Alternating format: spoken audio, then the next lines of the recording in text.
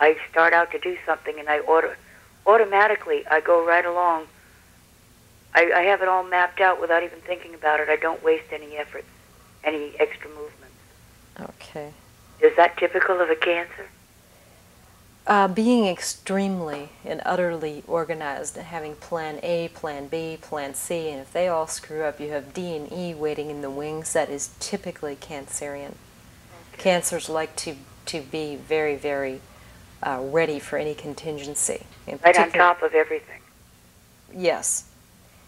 Gemini is far more apt to go from here to there and not be real thorough about things.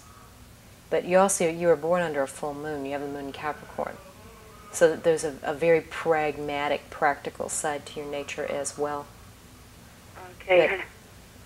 Okay, thanks a lot, Jan. I've never known really whether I was a Cancer or a Gemini. Well, it turns out that you are Cancer, you have the moon in Capricorn, you have Venus, you have Mercury, and you have Mars also in Cancer. Well, how would they influence my life? Well, Mercury is your communication, your ability to communicate. It's how you talk to people, it's how you learn. You tend to remember everything. Yes. Mercury in a water sign, you don't forget anything, even stuff you wish you could forget. That's true. Venus is how you attract things to you, and it happens to be retrograde. You're a very good judge of where you can find good, healthy food that tastes good. And you may even be interested in cooking to some extent, although one thing I know for sure about Cancers is they know where to eat, not if they don't know where to cook. Oh, I do an awful lot of cooking. I am really into it. I've got a collection of cookbooks that is unreal. Yeah. I enjoy cooking when I get upset, when I get angry. My husband gets fat. So you also eat when you cook? No, not really. I taste a lot, though, and I don't want to eat when it's finished. There's two things that you could do that would be helpful to you. Since you have Mars in Cancer and since you have Venus retrograde, you have a hard time sticking up for yourself.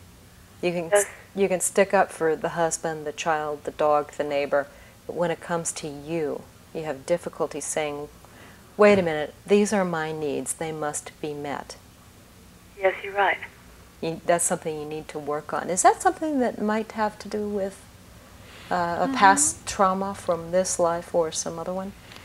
Yeah, if somebody has a hard time sticking up to their own needs, that usually is already encountered in a past life.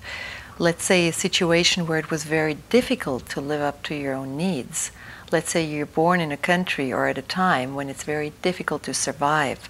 Let's say in a wartime, or you're suppressed by somebody, then that's very difficult. And your subconscious really remembers a time when it was difficult to survive. So now it may not be so difficult really, but your feeling, your emotion, your subconscious makes you feel it is very difficult. I may not, or I'm not able to live up to my own needs. So when you find in a past life where that comes from, usually that can alleviate the situation, and people sort of get that memory where it's not possible to live up to your own needs out of their mind, or let's say it's neutralized. It's not forgotten, it's still there, but it's neutralized. And they do find their own position in life easier. They stand up and they fight for themselves easier than they did before. So instead of just kind of falling back and saying, oh, well, yeah, I would like to have that, but I don't know, I'm going to be shut down if I open my mouth, you would be able to say, okay, this is really what I need, this is what I would like. Well, I usually find a way to get it, but I usually do it on my own. Yeah, typical Cancerian fashion. You never take the direct route. You go round and round. Like more or less, yes. I kind of manipulate around, and if I want it, I've got it. It takes a while. But there are a lot of times I'll say, I want that, but for what? And I'll say, because I want it. Well, one of the things I always recommend to people with Mars and Cancer is if they can swim, if you like to swim in a pool or wherever, that exercise, physical activity involving water will help you tap into the ability to say, this is what I need for me. Okay. I've got 3 small kids. I really don't need physical exercise. I've got them, there will be 3, 2, and 1 this year. Well, that'll You're keep 3 you months busy. between each one of them. And I'm afraid about the only water sports I get into is the bathtub. The bathtub? Okay. And the commode when they've got it all over the floor. Well, that's a start. Activity and water. But think about that for later, too. I will consider it. Thank you very much. Well, you're quite welcome. And good night. Good night. That's interesting. I was thinking about her moon in Capricorn. I know that you have the sun in Capricorn in the 6th house, so maybe this is an unfair question.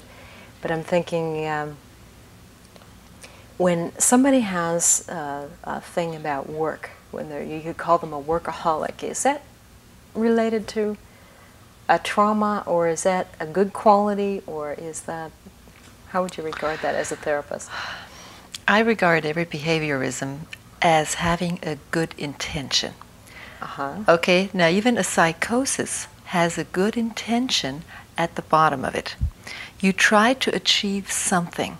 Now, somebody may have some neurotic behavior, but at the bottom line is that you really want to get something done with it. They want to become better, or somebody who has some compulsion really wants to have a clean house or a clean body. So at the bottom, there's always a good intention. But the means the person is taking may not exactly be the right means. So a workaholic may have a good intention of accomplishing something, and that may be very important to them, and it's even necessary for them to go on that road. But possibly what the means, by looking at the means they're choosing, they may overdo it again. So the overdoing bit, that's the problem. So looking at regression, I would want to find out where the person has been missing something in a past life. Because on the polarity side, you're going to try to make that up by putting a lot of effort into it. So once you miss something in earlier life, you will just work the more next time. And at the same token, you also have lifetimes when you did work very hard, or you were a leader and you tried to accomplish something, but you didn't quite get it done. So you keep that part for next time, and next chance you get, you're just going to put a lot of effort in. Now, a part of that is healthy, I would say. Part of it, okay. Yes. We've got another caller here. Welcome. Whoa. I think we got a problem there with technical problem. Anyway. The lines are open if you would like to call and ask Ingrid a particular question about past life. If you would like to ask her something about how, in fact, something I'm curious about, how do you conduct your seminars? What's the content of them? What would I learn if I came to one? Well, of course, you learn very practical things about past lives. You learn how do past lives relate to your own life, how to find your own notions, your own tendencies about past life in your current life. So it's not just for psychologists, it's for a person who's interested to know, now where did I live in a past life, and which ones of my reactions, which ones of my interests and my problems are related to past lives. So that is sort of like in a basic seminar that people find out their own links with past lives, and they understand the karmic law of cause and effect better. Now later on, of course, there are workshops when you teach the therapy, which is for professional people. And beside that, well, sure, in order to understand all the rest of it, you would and need to understand the psychological language. Oh, yeah. Maybe our technical problem is solved. All right.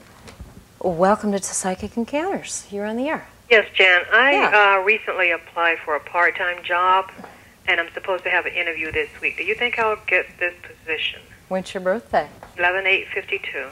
Okay. Have you got experience in the field? Yes. Okay. November 8th, 1952. Do you know the time of day? No, all I know is late in the afternoon. Okay.